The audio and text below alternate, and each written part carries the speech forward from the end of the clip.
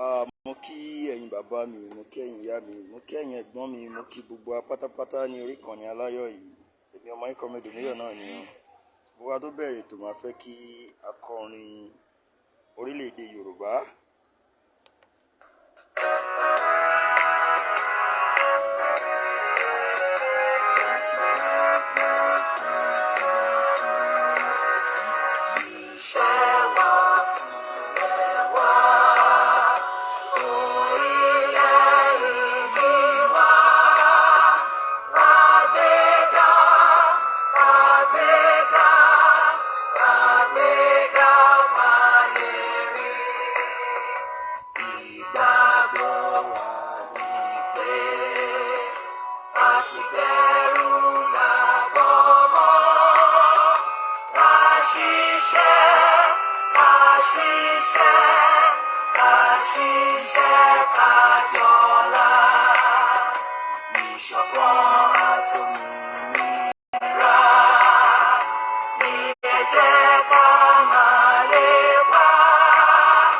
Tẹ̀síwájú fọ̀pọ̀ ire àti ohun tó dára.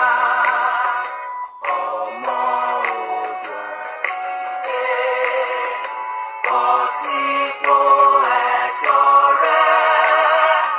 Ìwọ ni ìmọ́lẹ̀ gbogbo adúláwọ̀.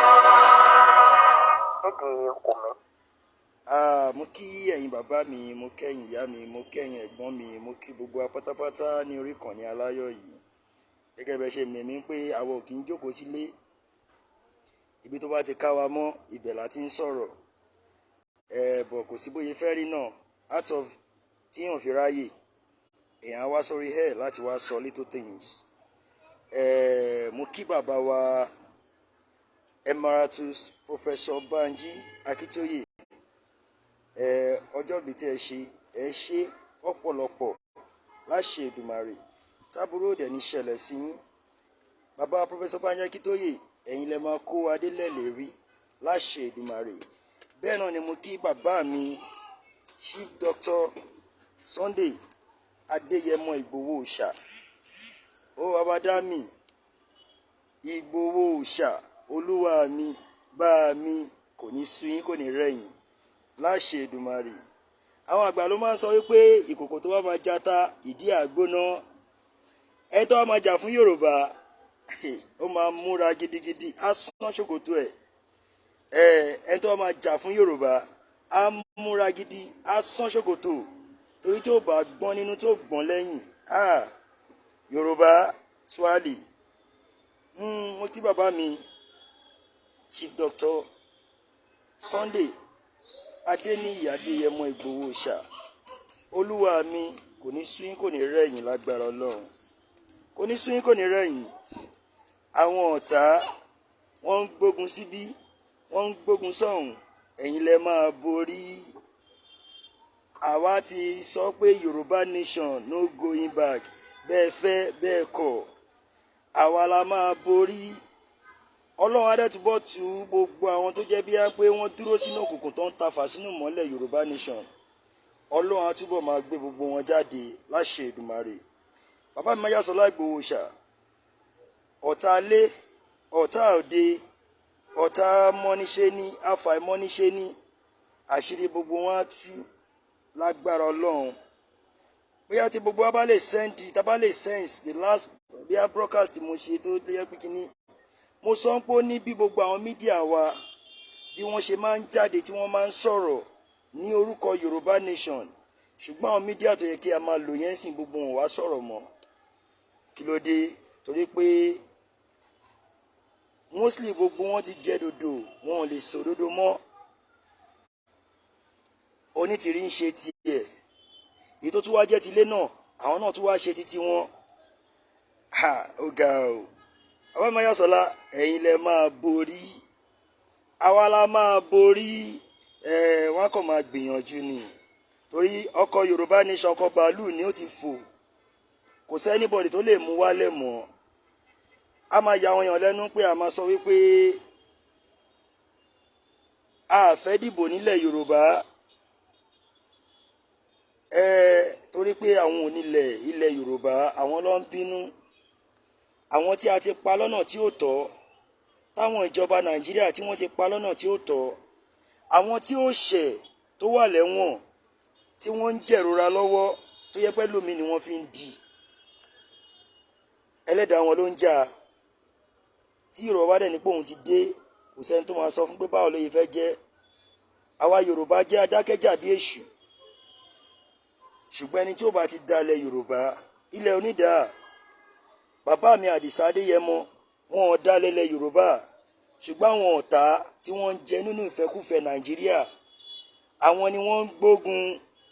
Nígbà tí wọ́n ti dùdùdù níta tí wọ́n ò rí mú, wọ́n tún wá wò pé sẹ́ẹ̀ àwọn tó tún wà nínú ilé wọn sẹ́ẹ̀ àwọn á tún wọnú wọn. Wọ́n tún wá wọnú wọn torí wọ́n bílíìfù pé bàtà bá ti wọnú àwọn tó wà nílé àwọn máa sọ ṣèbọ́ mú ẹni ṣèbọ́ mú ẹni. Àwọn ọmọ tó fara wọn lẹ́lọ́ mú káwọn ọ̀tá lò wọ́n, àwọn ni wọ́n mú. Kò sẹ́ni tí wọ́n wá ń bà, irú àwa igan àìmọye ọ̀fà tí a lè wá máa pariwo lórí platform, ṣùgbọ́n a máa ń sọ pé Oòduà gbé wa kò ní gbé ọ̀dàlẹ̀. Ẹ̀yà ń bílẹ̀ pé nǹkan sọ lásán ni, ègún burúkú burúkú ni. Torí wáyé ni pé Ọlọ́run mọ̀ wípé èyí tó fìyà jẹlẹ Yorùbá ti tó gẹ́. Àsìkò tí wá tó táwọn ọmọ Yorùbá wá ní pé sẹ́ẹ̀ no going back. Bẹ́ẹ̀ fẹ́ bẹ́ẹ̀ kọ̀ tolúwa ló máa ṣe. Olúwa ló ń jà, àwọn onílẹ̀ lórí ẹ̀ ń jà. Ṣùgbọ́n mọ̀ pé bàbá mi Májàsọ́lá wọn ò lè dá lẹ́lẹ̀ Yorùbá. Ẹni tó bá wá jáde tó pe rẹ̀ ní Sunday àárọ̀ tó sọ̀sọ̀kúsọ, owó tó gbà òun ló fi ń dìbẹ́ǹdì. Bàbá Májàsọ́lá ọ̀run anybody lọ bá Tinubu. Bàbá mi Májàsọ́lá mo tuntun sọ wọn ọ̀run anybody lọ bá Tinubu. Ṣùgbọ́n àwọn tó jáde wọ́n jáde nífẹ̀ẹ́kúfẹ̀ẹ́ ara wọn. Ìyẹn ò wá ní kí gbogbo ọmọ Yorùbá tó jẹ́ àwọn ọ̀tá ilẹ̀ Yorùbá kí wọ́n fẹ́ lò yẹn fi wọlé sára bàbá Májàsọ́lá. Orúkọ bàbá Májàsọ́lá ò ṣe bàjẹ́, ẹ kàn máa gbìyànjú ni, ẹ máa gbìyànjú ni, ẹ lè orúkọ Májàsọ́lá bàjẹ́. Bàálù tó ti fò ní wàláhì tàláhì mú pé Sunday Igboho ti pọ̀, millions of Sunday Igboho ló pọ̀ ń ta lọ́wọ́ yìí. Àwọn tẹ́yìn ò rí tọ́dẹ̀ wà nínú ilé tẹ́ pé wọ́n ń jà gidigidi pé sẹ́ẹ̀ ọmọ Yorùbá ò ní lọ sóko ẹrú sẹ́ẹ̀ wọ́n pọ̀. Tẹ́ bá bílẹ̀ pé ẹ fẹ́ máa fèsì bàbá Májàsọ́lá ẹ̀ ń tọrọ ayé nítorí Sunday Igboho ti pọ̀ rẹpẹtẹ káàkiri gbogbo àgbáyé. Only you can kill the message, and you can kill the messenger, but you can never kill the message. Mo lo quote tí bàbá Májàsọ́lá máa ń lò. You can kill the messenger, but you can never kill the message. Abá àbọ̀ sí ẹ̀ tí ẹ̀ wá lè rí messenger pa torí ọkọ̀ bàálù ni. Mo ń fa àsìkò yìí sọ fún gbogbo ọmọ Yorùbá wípé gbogbo everybody tó lọ bá bàbá tó lọ bá Tinubu ó lọ sápò ara ẹ̀ ni. Ṣé Sunday Adéyẹmọ kọ́ ló rán wọn níṣẹ́? Àwọn ló ń jẹ́ṣẹ́ ara wọn láyé ara wọn. Ẹ̀dẹ̀mú kò sí bóyá fẹ́ rí bàbá Májàsọ́lá. Wọ́n ní pé ẹni tí a bá máa bá rìn kí a má fura sí. Ẹni tí a bá máa bá rìn kí a má fura sí. Ṣùgbọ́n ohun tó bá ti mọ̀ pé ó ti fura sẹ́ni tó yẹ kó fẹ́ bá rìn má tẹ̀ òkú bá rìn rárá. Nǹkan tí bàbá Májàsọ́lá tí wọ́n máa ń ṣe nìyẹn. Nǹkan tí bàbá Májàsọ́lá tí wọ́n máa ń ṣe nìyẹn tó fi ń dàbẹ̀ pé fèrè pé wọ́n nífẹ̀ẹ́ onílé, wọ́n nífẹ̀ẹ́ àlejò, wọ́n nífẹ̀ẹ́ anybody. Ẹni tó bá dẹ̀ wà pẹ̀lú wọn ó máa fà mọ́ra gidigidi ni. Kò sá nǹkan tí wọn ò ní sọ fẹ́ nìyí tó jẹ́ even títí kan àṣírí. So tẹ́nìkan bá wá jáde tó bẹ̀rẹ̀ sí sọ wípé kinní kan ẹ tẹ́ ti mọ̀ pé nínú voice note yẹn ti mọ̀ pé irọ́ wà ń bẹ̀. Gbogbo àtàmọ̀ òun lẹ́ni yẹn ń tà láti sọ. Kò sẹ́ni tó lè ba Yorùbá ní, even kábíyèsí gan fúnra wọn ò lè ba Yorùbá ní. Ṣàgbọ́n wọn tí Elégùṣì sọ ó ní bẹ́ẹ̀ tí ẹ gba Yorùbá nation àwọn lẹ́kọ̀ọ́ àwọn máa dá dúró. Ṣé mo pé ọ̀rọ̀ irun nìyẹn tí Elégùṣì yẹn bá ń sọ pé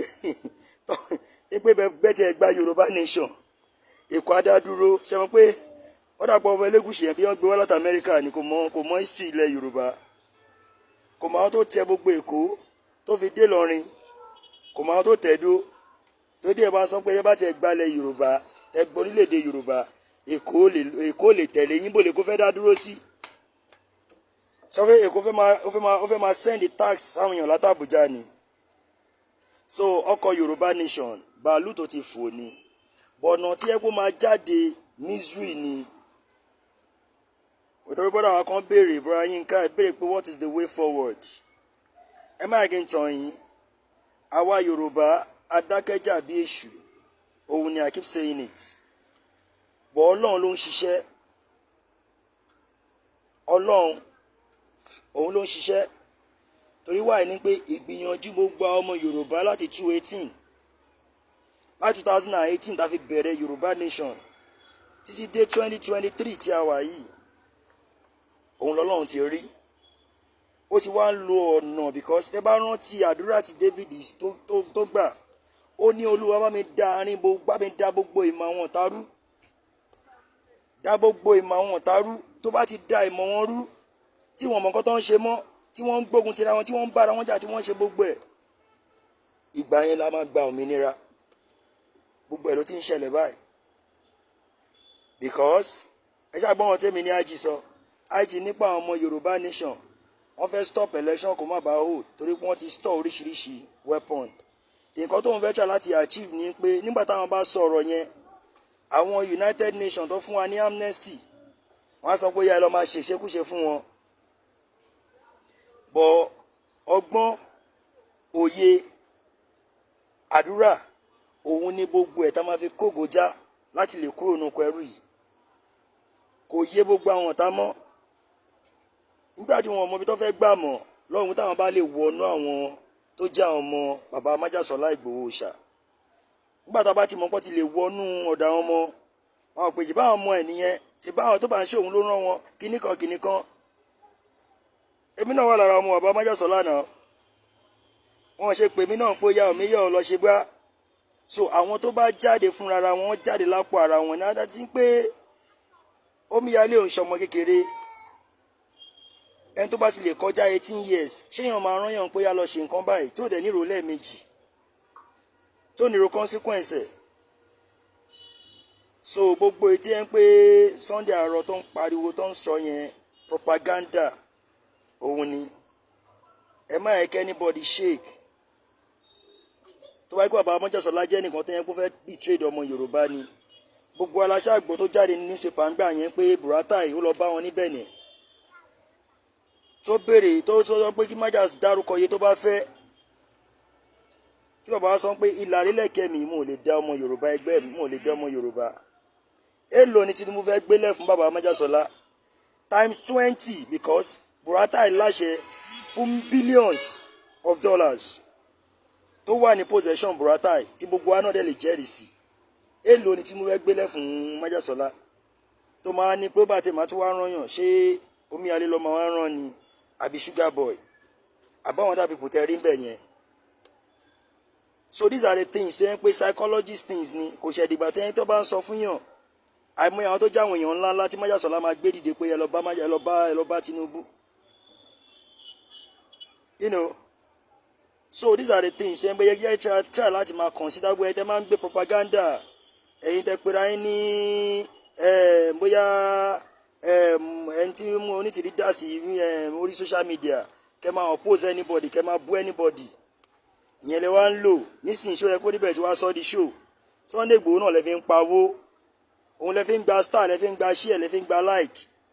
Ẹ fi Sunday Igboho lẹ̀ lọ́rùn, tẹ́ bá tí ìforúkọ Sunday Igboho sórí program yìí ṣé kí n tà ni. Ẹ fi Sunday Igboho lẹ̀ lọ́rùn, ẹ má fi ṣe program mọ́. Àtàwí kókó wèrè yẹn máa ń sọ goat lọ́gbẹ́ nìyẹn. Nígbà tó dípọ́n ti kọ́ mídí tó ti lè kọ́ léṣẹ́ mídíà tó ń sọ pé it's over 60 million. Tó tún wá jẹ́ pé ọba tó fi Buratai jẹ jagunmólú of ilẹ̀ Yorùbá. Tó jẹ́ pé òun ló tún ọba yẹn ló tún wá sí radio station fún Awíkókó. Kí lẹ expect? Àtìgbà ilé ìjà Awíkókó nǹkan tó sí radio station fún owó tó ń ná fún ó gbúdọ̀ get ẹ padà náà. Ọ̀nà tó yẹ fi lè get ẹ níbi kó fi máa ba Ìgbòho jẹ́ kó máa borí. Ẹ bá ìjọ́ wo la Awíkókó máa ṣe program? tí ó ní fi orúkọ Ìgbòho sí program tó ló mọ̀ pé orúkọ yẹn ń tà ní owó ni gbogbo wọn wà fún owó ni gbogbo wọn wà fún àwa rèé àwọn ò ní studio bẹ́ẹ̀ kẹ́ ní gbogbo àwọn tó ń ṣí studio wọ́n bá wa nu movement ní máa ń sọ òun sọ̀rọ̀ tẹnu kò sí pé àwọn ò lọ́gbọ́n láti ṣí studio àwọn ò wá ṣe business èmi ò wá ṣe business ní Yorùbá nation wọ́n á gba Yorùbá nation ni èmi dẹ́kun sì máa ń sọ o ẹni tó bá lè mi ò méyọ̀ o mo gbowó lọ́wọ́ òun o yá mo fipá gbowó lọ́wọ́ òun o kó jáde kó wá sọ torí ọba májàsọ́lá ọ̀run wa ká máa gbowó lọ́wọ́ èèyàn ṣùgbọ́n ó lè pè mo fẹ́ fún yín 10,000 o mo fẹ́ fún yín ní 5,000 o ó pè fúnra rẹ̀ kò ṣe pé wọ́n pì ẹ̀ èmi kọ́ ni mo fẹsẹ̀ ara mi rìn wá bá ẹ so tẹ́nìkan bá wá sọ pé torí pé bí a pé rálì kan tẹ máa ń pè tí wọ́n jẹ́ kẹ́ rálì mọ̀ òun ni ẹ bá ń béèrè mélòó nu gbogbo wọn tèmi ti wá bá wọn pé tí mo kanlẹ̀kùn lé wọn pé ẹ jọ̀ọ́ ẹ ṣàánú wa o ẹ gbówó lé wa lọ́wọ́ ká fi ṣe rálì o kò lè ṣẹlẹ̀ nǹkan tó bá wà nílẹ̀ lèèyàn máa lò èmi ò ṣe rálì rí kí n jẹ gbèsè rí o torí nǹkan tágbára bá ká ni ṣé ká ti gẹ́ẹ̀tì coaster ká ti gẹ́ẹ̀tì bus tá máa gbé speakers ká dẹ̀ gẹ́ẹ̀tì flyer ká gẹ́ẹ̀tì flyer sticker gbogbo ẹ̀ poster banner ṣé yẹn ni òun ni mi máa ń sọ nínú ẹni program yín pé ẹ bá mi máa ẹ ṣe kíní yẹn lọ́dọ̀ ara yín kẹ́ send ẹ̀ sí mi kọ́ tí mo sọ nínú program tí nígbà tí ṣó yẹ kó rí bẹ́ẹ̀ invite mi nìyẹn ó béèrè lọ́wọ́ mi pé lo ni a máa fi ṣe nǹkan tá a bá fẹ́ ṣe mo lé mi ò nídìí owó torí àwọn ọmọ ẹ̀ tó ń sọ bí wá pé Omayor kí ṣó yẹ kó rí bẹ́ẹ̀ tó join Onítìrí yìí lèmi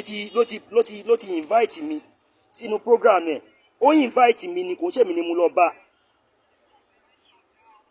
èmi kọ́ ni mo lọ bá ó invite mi síbẹ̀ ni ó dẹ̀ béèrè pé ló lọ́ máa fi ṣe tàbí fi ṣe rá mo lé mi ò nídìí owó mo ní bọ̀ tí bá rí flyer ó lè padà lọ gbé kinní yẹn kó kọ̀ tiẹ̀ jáde I don't give a fuck nǹkan tí èèyàn bá jẹ lèèyàn jẹ mo sọ nǹkan tèmi nídìí ni material tó bá ti fún mi material fi tó kù lẹ̀ torí wáyé ni pé nítorí ọjọ́ ọ̀la yìí náà ni ìyẹn ọmọ Yorùbá ni àwa la gbówó fún òun ní ìwèrè kan obìnrin kan fi jáde lórí gúrùpù tó ń parípò Omayor òjẹ́ ńlẹ̀ òròjẹ́ ńlẹ̀ gúngún ẹ bá àwọn alágbàjọ gbóyìn ti jọ́ Onítìrí yìí ṣé mi bá ṣé kí ló tẹ̀ kàn mí ibùn sáyẹ̀dọ̀ bọ́tà kò lè sọ bí akómo tiẹ̀ pé òun torí Onítìrí rí ká máa sọ pé kásmọ̀ kí ló kàn mí pẹ̀lú Onítìrí àbórítìrí fẹ́ dàrú ni kò sí tó kàn mí pẹ̀lú ẹ̀ àwa dúró fún orílẹ̀-èdè Yorùbá adẹ̀rẹ́ tó gbé òótọ́ dání tó jẹ́ bàbá Májàsọ́lá pẹ̀lú Professor Akíntóyè àìmọ̀ ìrọ̀lẹ́ táwa ti jáde pẹ̀lú Májàsọ́lá gbogbo rálì pátápátá tí wọ́n lọ lájọ wà ń bẹ̀ tèmi ò Omayor wà ń bẹ̀ ẹ bá ń béèrè táwa lónítìrí tó máa dé lọ́sàn-án kan òru kan máa sọ fún mi pé báyìí ni kémi ṣe ṣe so ó dà pé oògùn tó nítìrí ń lò fún gbogbo yín òun ló ń jẹ yín now mo tún fẹ́ fún yín example of a true leader ẹ lè ẹ bá rí bàbá Májàsọ́lá Ìgbòho kí wọ́n jáde síta kí wọ́n máa sọ pé àwọn ń kọ̀ndẹ́mù ọ̀rọ̀ ẹnìkan ìwọ tó bá sọ pé ó fẹ́ jà fúnlẹ̀ Yorùbá ó tẹ́ ní láti máa sọ̀rọ̀ anyhow because the more tó bá di pé ó gbélé ó sáré bẹ́ jáde bí ẹmọ́ ó gbélé ó sáré bẹ́ jáde bí ẹmọ́ definitely pé you have a mission for you to disrupt the movement ìjọ ò lẹ́yìn rí Professor Akíntóyè kí wọ́n bẹ́ jáde torí bí apẹ́ nìkan bú wọn àbẹ́ nìkan ṣe gbá àbẹ́ nìkan ṣàwo but this same Onítìrí nígbà tó gbọ́n pé nǹkan tó ṣẹlẹ̀ sí brọ́dà mi lómíyalé brọ́dà mi ni kò ń ṣọ̀tá mi ṢÀGBỌ brọ́dà mi ni àjọ wà ní nǹkan tó ṣẹlẹ̀ sí brọ́dà mi ó sáré bẹ́ jáde bí ẹmu pé iṣẹ́ tí ń rí báyìí àṣírí wọ́n ti ń tú wọ́n sì pọ̀ ẹ bá mi béèrè is that a quality of a true leader? A true leader will not just come and started constituting nuisance. A true leader will be so calm so that wàá lè wò pé ṣé mo ní what it takes to settle this situation. Onítìrí la máa gbọ́ voice note ẹ̀ lórí media lórí gúrùpù mo ò gbọ́rú ẹ̀ rí nígbà tó tún wá padà wá sọ̀rọ̀ ọ̀rọ̀ tá a ti ń pariwo 1999 constitution kó tó di pé wọ́n gan join movement ìyẹn ló ṣe wá ń preach fáwa. You will not talk about the solution, You'll be complaining. A true leader will talk about the solution, not he or she will be complaining. Because the more you are complaining of things, our fans say they will be confused. So if you know, even boy di pon bu Baba Majasola tó ń ṣe gbogbo ẹ̀, ìgbà tí Baba Majasola máa padà sọ̀rọ̀, wọ́n ní pé anybody má dárúkọ àwọn mọ́, even nínú program wọn, nínú show, nínú anything, kó jẹ́ káwọn bí wọn wá kó máa ní pé ẹ rí o àwọn ọ̀tá kinní kan Ọlọ́run ti ń tú àṣírí wọn o, ìgbà kan àwo kan. Ète nìyẹn. Téèyàn bá ti ń fi ète sínú nǹkan, àwọn ọ̀tá pọ̀, wọ́n ní kinní kan. Èmi ò tẹ̀ mọ̀ pé ẹnìkan jẹ́ Alhaji Bat. Ẹnu onítìrí yìí mo ti ń gbọ́ ẹni tó ń pè ní Bat. Alhaji Bato, Alhaji Bato, Alhaji Bato, wọ́n ní kéwọn yéré kí ló kan àgbẹ̀lẹ̀ Alhaji Bati. These are the things we need to be considering. A true leader kò ní máa cause distraction. A true leader á wà so calm tó yẹn pé kó tó sọ ẹni ọ̀rọ̀, ó máa kọ́ wò pé ṣọ́rọ̀ tí mo fẹ́ sọ ṣé kò ní cause any distraction. Nítorí pé ẹni káwọn èèyàn jáde for occupy. Gbogbo ẹni tẹ́wà tẹ́pẹ́rẹ́ ní occupy, ẹ dúró sínú ilé. Àwọn few ló jáde. Ìwọ tó pèrè ní onítìrí, ìwọ tó pèrè ṣó yẹ kó rí bẹ́ẹ̀, ìwọ tó pèrè láfa àti gbogbo ẹni tẹ́ jókòó sórí screen occupy. Jáde síta káwọn èèyàn rí yín. Wá sọ káwọn èèyàn jáde, ṣáwọn èèyàn jọ̀dẹ̀ ni. These are the things they are talking about. If your document is confirmed, ìwọ fúnra ẹ máa wá sílé wàá dúró tán pé ó yá mo ti gbé document dé o. Ó yẹ jáde èèyàn ọmọ Yorùbá, ẹ wá bá mi tí bá wà. Tọ́ba ti wá jáde wá níbi àpẹ àótán, nígbà mo ti gbé document dé sí wọn jáde. Bó bá fi document ẹ̀wọ̀n àwọn èèyàn, ìwọ mú dání kó wá sí Ọjọ́ta, kó wá dúró síbẹ̀ pé agbó èèyàn ọmọ Yorùbá, ó yẹ máa occupy lọ. Táwa yóò bá jáde pè wá lọ́mọ àlè, wà láìtàláì. Tí document ẹ bá confirm, Baba Majasola dé béèrè lọ́wọ́ ẹ pé send document yìí fún mi kí n confirm ẹ̀, tó bá ti wà okay máa kó àwọn ọmọ ogun jáde. Is that a big deal? Ẹni tó bá gọ̀ lẹ́ máa ní pé ya jáde, tó dẹ̀ máa sáré jáde bí ọ̀dẹ̀, tí ò ní béèrè pé jíjáde lẹ́ni kí n jáde yìí kí ni nǹkan tó wà ń bẹ̀. Yorùbá ask questions. Yorùbá don't be like Fulani or Hausas tó kàn máa rán pé yá ṣe báyìí tó dẹ̀ máa ṣe bíi pé go náà ní sójà go ni. Yorùbá are totally different. You will ask question. Question yìí ni Baba Majasola ń béèrè lọ́wọ́ Onítìrí, tó Onítìrí ò fẹ́ dáhùn sí question yìí.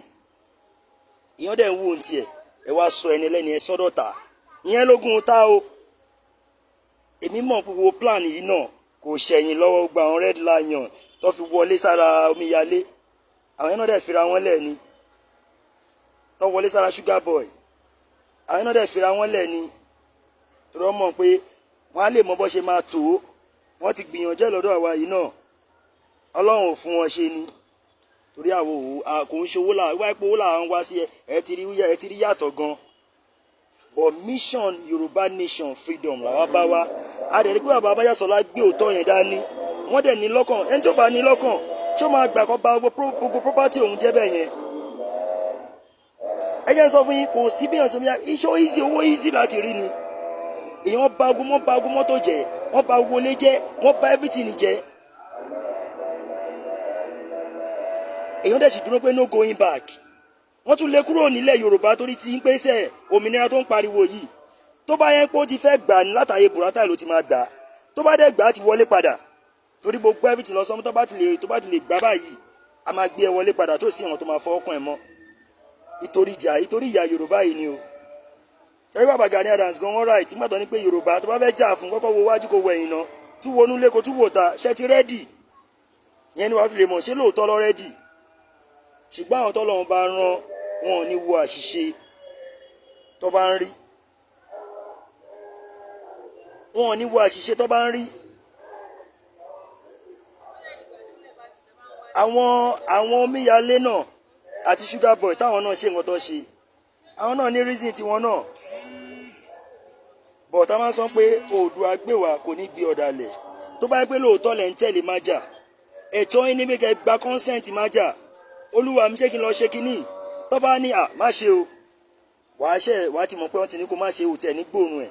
Bó tó bá ní yá lọ ṣe, ó ti mọ̀ pé everything ló máa fi support ẹ̀ mo dẹ̀ jẹ́rìí tí májàgún wọn máa ṣe ni àwọn fúnra lọ́ máa ṣe voice note títa nǹkan tó bá ń gbogbo yín kẹ́ sọ ajá má sẹ́ni má jà ẹ kọ́ pariwo ni ẹ dákẹ́ ni bọ̀ bàbá yóò tún wò ó òun lẹ wá sọ di ọ̀tá èèmọ̀ gbogbo ogun lé gbogbo ogun ta tó yẹ kó ń bá bàbá mi tó ń bá bàbá mi Májàsọ́lá tó ń bá wọn fì Yorùbá nation a máa borí àwọn Májàsọ́lá máa borí gbogbo yín a máa borí gbogbo ẹ̀yin ọ̀tá a máa rẹ́yìn ọ̀tá a máa rẹ́yìn òdì ẹ̀yin tẹ́ gbé itọ́ dúdú sínú tẹ́ǹtù fún jáde àṣírí gbogbo yín á tú Oòduà gbèwà kò ní gbé ọ̀dàlẹ̀ láṣẹ Èdùmàrè bọ̀kan tí mo kàn fẹ́ sọ fún gbogbo ọmọ Yorùbá pátápátá ni wípé bàbá mi Májàsọ́lá Ìgbòho Òòṣà àwọn kan ló rán Omíyalé àti ṢÀGBỌ àti other people tẹ́ bá rí níbẹ̀ wọ́n jíṣẹ́ láyé ara wọn ni wọ́n ṣọmọ kékeré náà tó bá ń ṣe Yorùbá nation tẹ́lẹ̀ nǹkan ṣé wọ́n ní join nǹkan tó bá wù wọ́n ni Yorùbá nation sú wọn ni tó bá dẹ̀ ti sú wọn wọ́n fún another alternative ni oyè wàá mi torí bí i pé wọ́n gbé nílé wọ́n dúró ti bàbá Májàsọ́lá láìpẹ́ tí bàbá Májàsọ́lá ti wà ní bẹ́ẹ̀ tó wà mélòó ni wọn ló ń rí wọn ẹ̀kọ̀ọ̀kan lọ́kàn máa ń rí wọn so àwọn tó yẹn pé lọ yẹn ló wà nù Nàìjíríà ń bí tí ẹ máa wà ní bẹ́ẹ̀nì a máa pàṣẹ pẹ́ lọ bẹ́ẹ̀ni báyìí tó bá yẹ kó fẹ́ bí tí bàbá Májàsọ́lá ibi tọ́lọ́run fún bàbá Májàsọ́lá ní agbára dé tó bá fẹ́ rí Tinubu ó máa pe Tinubu yá máa bọ̀ wá bá mi ní bẹ́ẹ̀ni ó máa débẹ̀ kò sọ̀rọ̀ tẹnu Ọlọ́run fún bàbá lórí ọ̀fẹ́ yẹn tó pọ̀ ó Tinubu máa débẹ̀ nìyẹn Ṣọ́básanjọ́ ò lọ́bẹ̀ nẹ̀ ni ṣé Wọlé Ṣóyínká ò lọ́bẹ̀ nẹ̀ ni nǹkan tẹ́ máa consider nìyẹn ẹ wá ń sọ lóòótọ́ ẹ wá sọ di ìkà ìlú Yorùbá ẹ sọ lóòótọ́ ẹ sọ di ìkà ìlú àwọn ọ̀dẹ̀ kan náà wá ń wo májà bíi bẹ́ẹ̀ ń pé ó ti dá lẹ́lẹ̀ Yorùbá ẹ̀ẹ́dẹ̀ wo gbogbo nǹkan tẹ́ni ti pass through ẹ̀ wo gbogbo ìyà tó ti jẹ́ nìyí ẹ̀ wo gbogbo nǹkan tó ti ṣe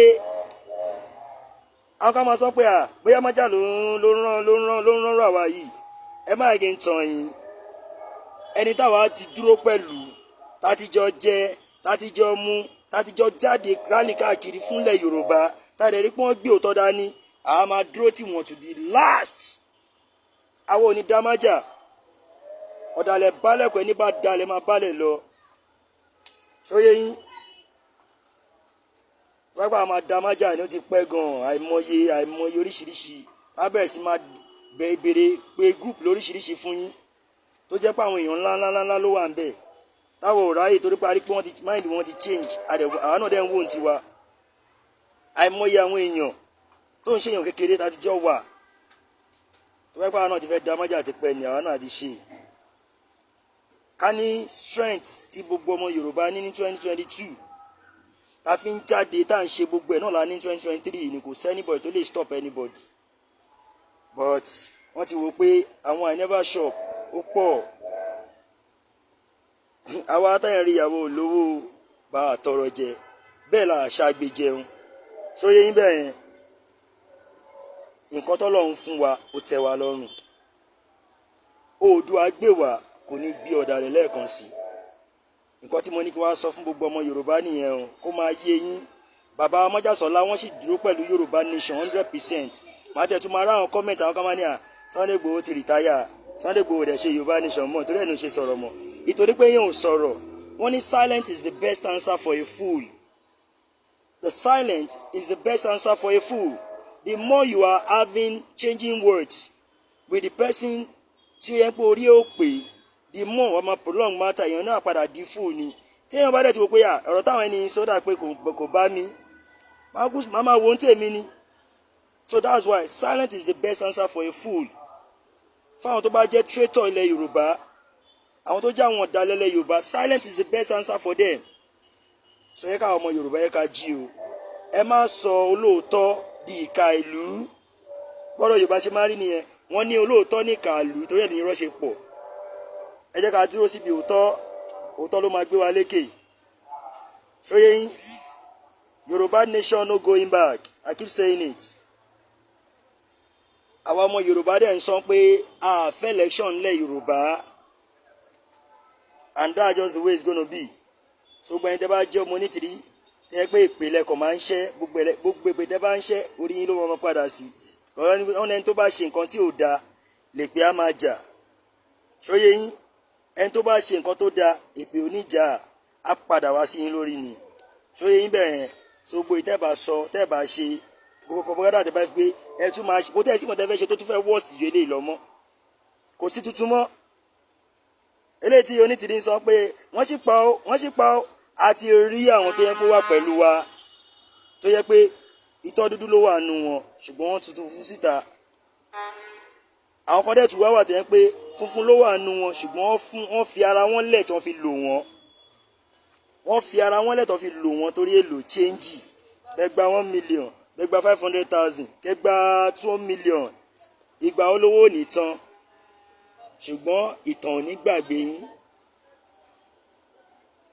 There was a time the Sugar Boy sọ pé òun ò ṣe Yorùbá nation mo jáde tí mo wá ṣe láì mo ní kí Sugar Boy má sọ bẹ́ẹ̀ because tó bá sọ pé òun ò ṣe Yorùbá nation mọ́ pẹ̀lú àdúrú wàhálà Sugar Boy especially ìmọ̀tẹ́ sọ̀rọ̀ mi yálé báyìí o Sugar Boy especially gbogbo ibi tẹ́ pàjọ́ ń jáde lọ sí gbogbo ẹ̀ the guy has worked tirelessly for freedom of Yorùbá nation ó ti ṣiṣẹ́ gidigidi dàkó wá jẹ́ pé róun lọ máa bá tó bá tẹ̀ bí ẹ́ pọ́tẹ́ ní kò ṣe Yorùbá nation mọ́ ọgbọ́n lèèyàn máa ń lò láyé yìí not that you will not come out because when you come out they see Yorùbá nation but individual cannot stand for Yorùbá nation but it might be part of them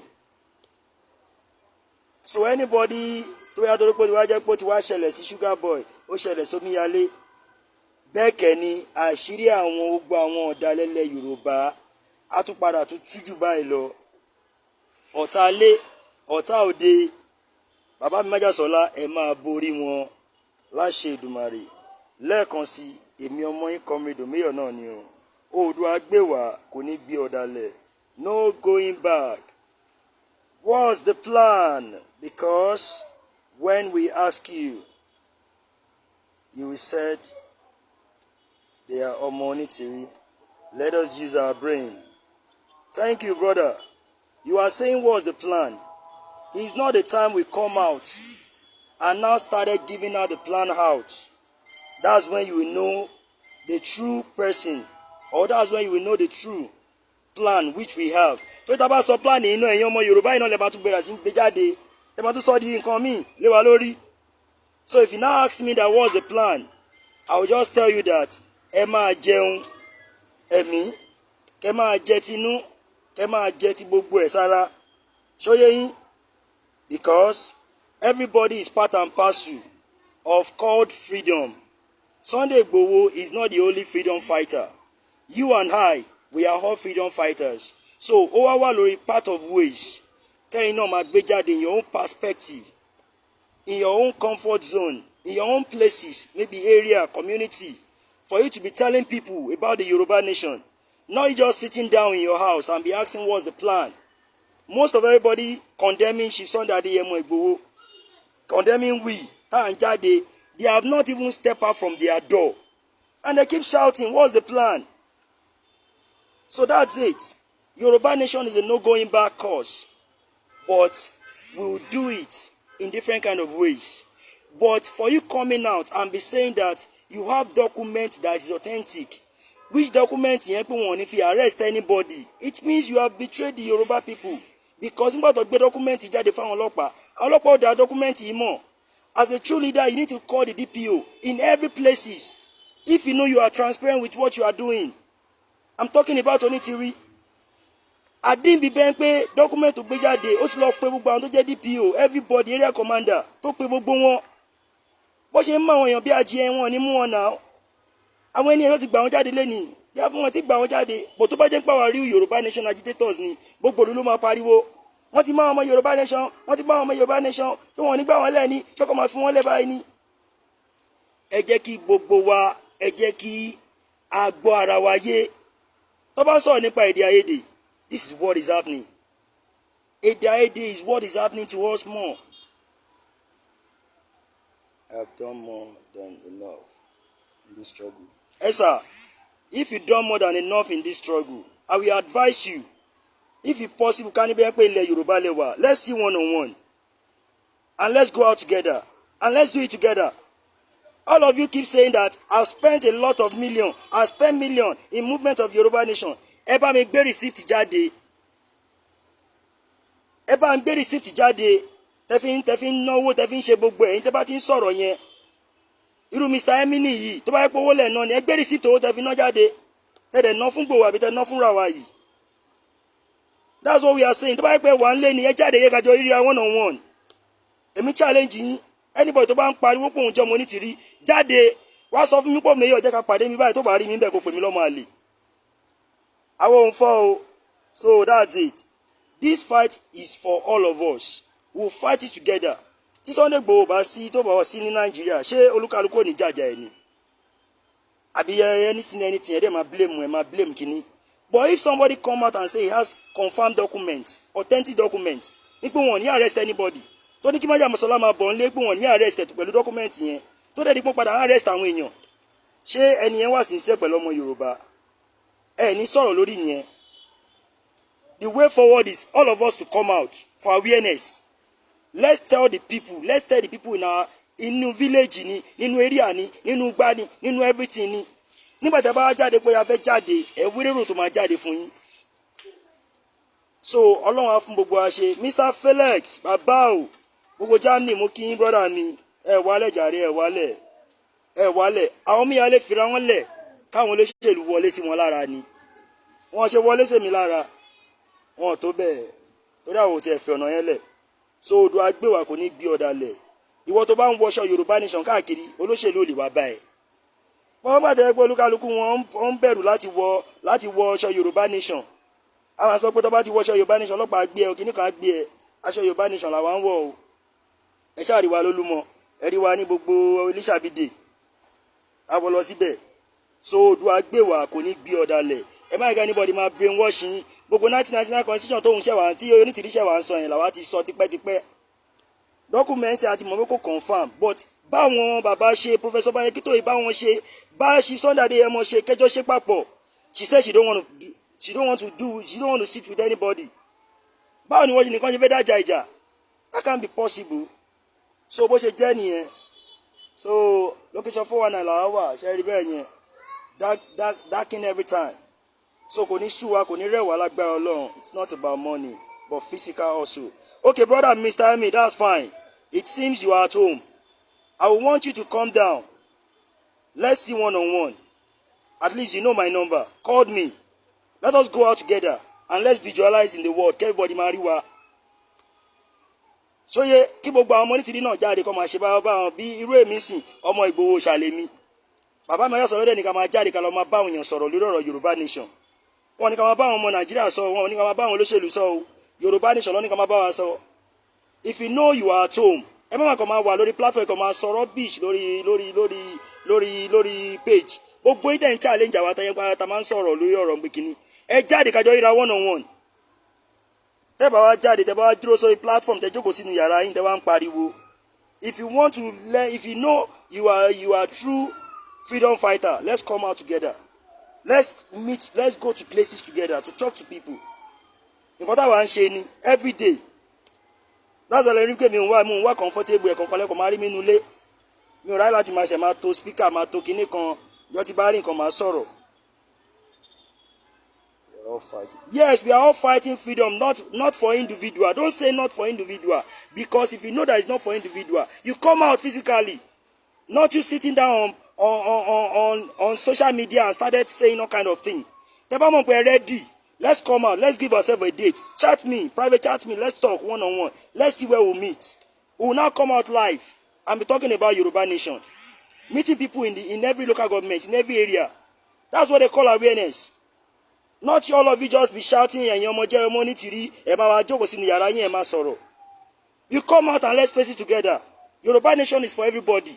But the party in Sunday Igboho, Clayton tiri o ṣe jáde far back. Tó wá jẹ́ pé 9 minutes tó fi di pé ó ti ń bọ́ sí kí ló ṣe wà ń jáde. Ó kẹ́ láti mọ̀ Ìgbòho láti mọ̀ kó tó di bí àpò ní tìrí jáde. Ẹ wá ń sọ pé ẹ̀rọ àmà pariwo Sunday Igboho àmà kí ló kàn yín pẹ̀lú pọ́n pariwo Sunday Igboho. Ẹni tó bá ń kó máa pariwo Yorùbá nation làwa náà ń pariwo. Kẹ́yìn bá yín pariwo Sunday kẹ́yìn máa pariwo ìyá onítìrí kò sí tó kàn wá pẹ̀lú yẹn bọ́ kẹ́yìn máa condemn àtàjọ́ ọmọ Sunday Igboho. That's what I'm telling you. ẹyẹ máa condemn àwọn àtàjọ ọmọ Sunday Igboho because nǹkan táwọn ọmọ Sunday Igboho ń ṣe wọn bí aláya anybody kó try ẹ̀.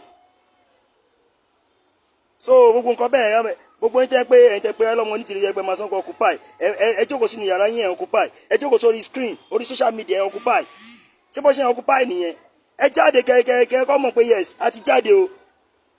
àwọn ọmọ Sunday Igboho kí action lọ máa ń ṣe wọn ráyà ti máa sọ̀rọ̀ so bóyá jẹ́ nìyẹn ẹ jáde kájọ ríra wa one on one let's know that we are fighting this fight together.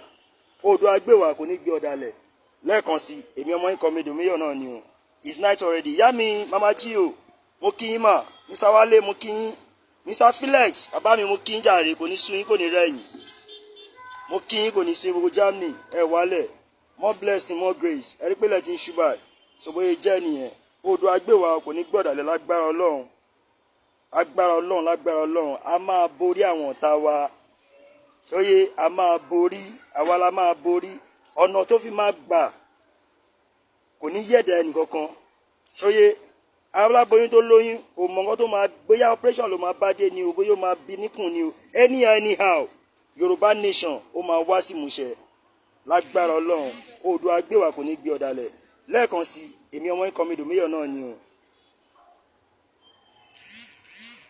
ẹ fún yín lórí kan kí n tó lọ tẹ ìpínlẹ̀ ti ṣù. Iṣẹ́ wa fúnlẹ̀ wá orílẹ̀-èdè wa. Kàgbéga, kàgbéga, kàgbéga fáyé rí. Ìgbàgbọ́ wa ní pé bá ṣe bẹ̀rù lábọ̀ mọ́. Ká ṣiṣẹ́, ká ṣiṣẹ́, ká ṣiṣẹ́ ká jọlá. Ìṣọ̀kan àtòmìnira ní kẹ́jẹ́ ká máa lépa.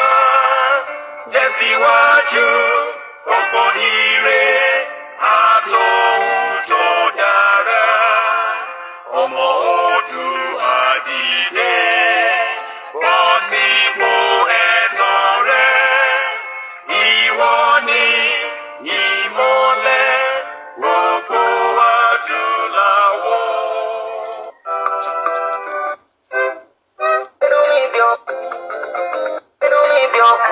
Ọ̀rọ̀ tí fẹ́ san asán bí ara. Nítorí ìkan òòṣà ni kámẹ́rà gbé.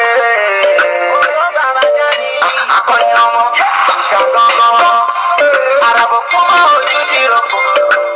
Ojú ti rọ̀pọ̀ wọn. Kàkà kan mo lóye kí n sí kòtò.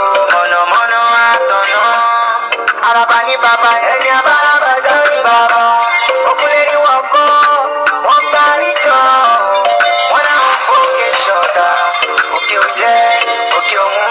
Òkè ní ó rẹ̀yìn òkúlé ni wọ́n kọ́ wọn. Sunday Igboho ṣàwò tí borí náà. I celebrate you as living legend. Àgàgà mi I no fit pretend.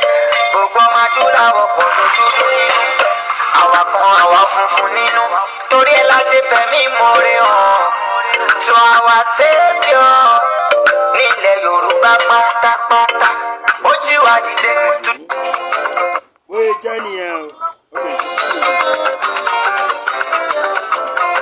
Irọ́ ni wọ́n bá fún wa pọ̀mọ́ ẹ̀yà kan ṣàníwá. Haúsá, Ìgbò àti Yorùbá ni máa kí ṣèkọlà jẹ́ ṣúná látò kọríkọrí. Àmọ́ bí tí Yorùbá ti ṣẹ̀ wá, àwọn Ìgbò mọ bí tán ti ṣẹ̀ wá.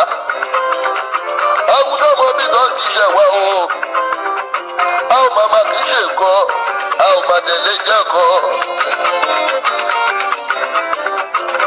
Ẹ jẹ́ jáwọ́ lápò tí ó yọ, ká gbọ́ mi lákàná. Yorùbá, Haúsá àti Ìgbò, àkókò ti tó. Ṣèbí tíwájú ò bá ṣe mí lọ, ká padà sẹ́yìn ni. Ẹlẹ́yàmẹ̀yà yìí ti sú wa. Ó gbé àwọn nǹkan tó èèyàn kan lọ. Báwùsá bá máa wí ní tiwọn, ìyàbọ̀ tó rò ní. Bí Yorùbá bá máa wí ní tiwọn, wọ́n láwọn máa ló kọ̀ o. Bí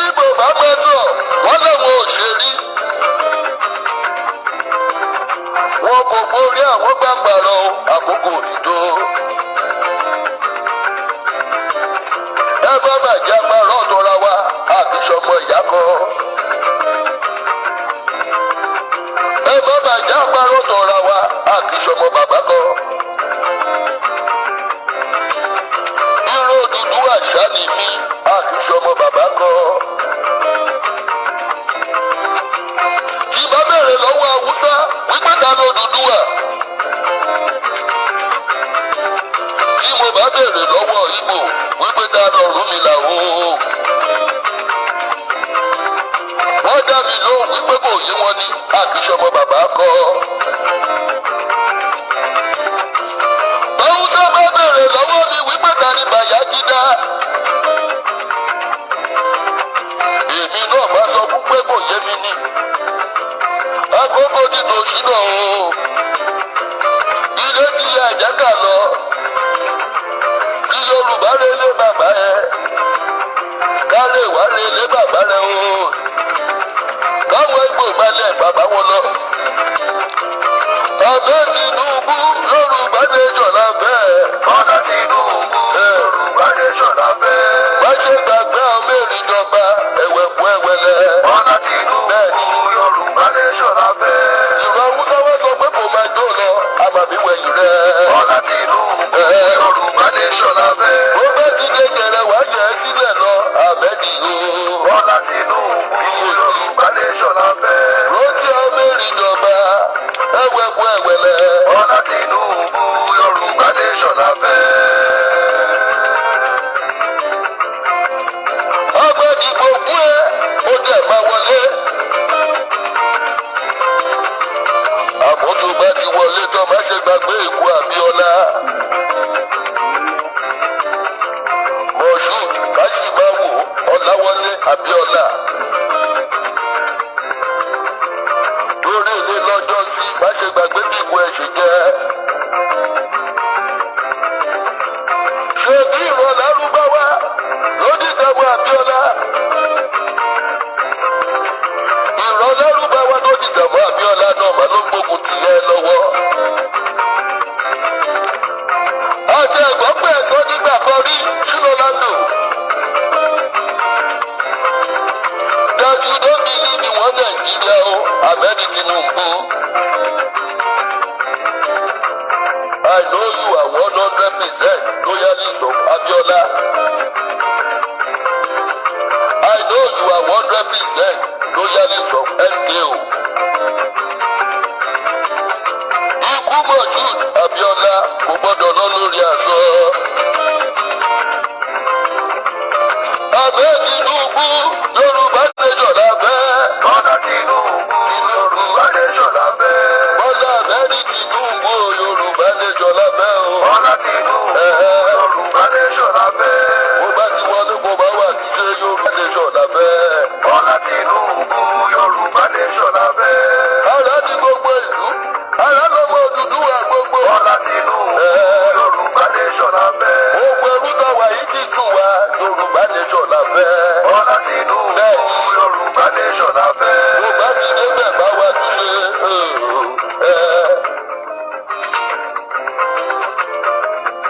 Adéyẹmọ, ó ṣèwọ̀n tó lè ṣe. Sunday Ìgbòho mi, ó ṣèwọ̀n tó lè ṣe. Gbogbo wa la mọ̀ tó ṣẹlẹ̀ ní Ìbàràpá, Ṣínà Lando mi lọ́jọ́sí. Ṣèbọ́pọ̀ lọ́pẹ́ Ìgbòho ni ló yọ wọ́n lóko ẹ̀rú. Ó ti tó gẹ̀, Ṣínà Lando mi. Ọmọ bìyà jẹ́ wá nílẹ̀ bàbá wa, ó ti tó gẹ̀.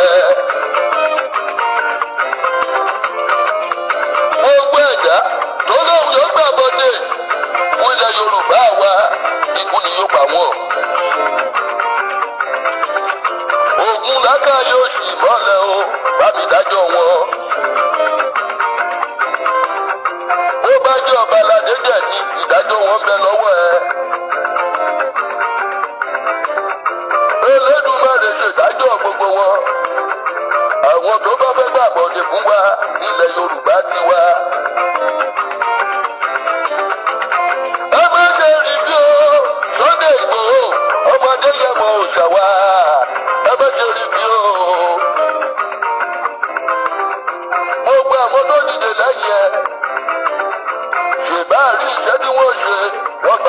fún wa ni wọ́n gba owó lọ́wọ́ olóṣèlú wọn lè kó wa délẹ̀ ìlérí Sunday Igboho bàbá wa ni.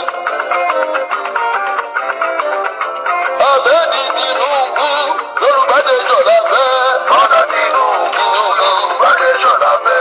Ìbàràpá méjèèjì wọn nígbàgbé Sunday Igboho. Bọ́lá Tinubu Yorùbá nation la fẹ́. Ìlú Tápà máa nígbàgbé ìlú Ayétẹ́kùn máa nígbàgbé o. Bọ́lá Tinubu Yorùbá nation la fẹ́. Ìlú wa máa nígbàgbé o. Làlásẹ̀ máa nígbàgbé. Bọ́lá Tinubu Yorùbá nation la fẹ́. Ìdẹ́rẹ́ ò nígbàgbé iṣẹ́ Sunday Igboho. Bọ́lá Tinubu Yorùbá nation la fẹ́. Ikú ẹgbẹ́ ò Abíọ́lá kò gbọ́dọ̀ lọ lórí aṣọ o. Iṣẹ́ wa fún ilẹ̀ wa fún ilẹ̀ èdè wa kágbéga kágbéga kágbéga wáyé rí. Ìgbàgbọ́ wa ni pé báyé dẹ́rù lábọ̀bọ̀ ká ṣiṣẹ́ ká ṣiṣẹ́ ká ṣiṣẹ́ o ká jọlá. Ìṣọ̀kan àtòmìnira ìkẹ̀kẹ́ ká máa lè pa tẹ̀síwájú pọ̀pọ̀ nílé àti ohun tó dára. Ahmed Tinubu Yorùbá nation la fẹ́ o. Bọ́lá Tinubu Yorùbá nation la fẹ́. Ẹ ò tẹ̀lé wa létí odò ká tún máa kígbe ògbẹ́. Bọ́lá Tinubu Yorùbá nation la fẹ́. Wọ́n sọ pé ká kàwé àkàwé tó àwọn tí ò kàwé láti ṣẹ̀rú fún. Bọ́lá Tinubu Yorùbá nation la fẹ́. Ní gbogbo ọ̀nà ò kì í ṣe kan, ẹ jẹ́ ká lọ lọ́dọ̀ tó. Bọ́lá Tinubu Yorùbá nation la fẹ́. Ẹlẹ́yàmẹ̀yà yìí ti sún wa, a ò máa fi ṣe. Ó dàbọ̀.